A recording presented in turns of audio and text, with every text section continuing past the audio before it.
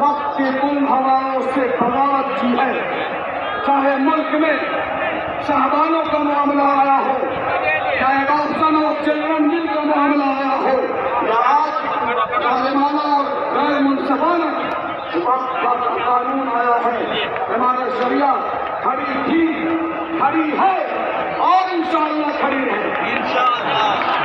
آج کی حاضری یہ ہمارا پہلا قدم ہے۔ جب تک یہ کالا قانون بھارت سرکار واپس نہیں لے لے گا، ہم اس وقت تک تحریک کو زندہ رکھیں گے، ساتھ رکھیں گے۔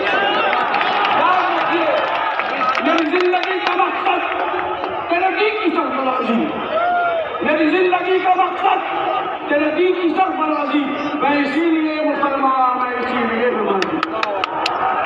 میں بھارت سرکار سے یہ کہوں گا کہ آپ ہمیں کمزور نہ سمجھیں، یہ حادثات نہ سمجھیں ابھی کے پست میں، یہ حادثات نہ سمجھیں ابھی کے پست میں، شکستہ ہو کے بھی ناقابل شکست ہو میں۔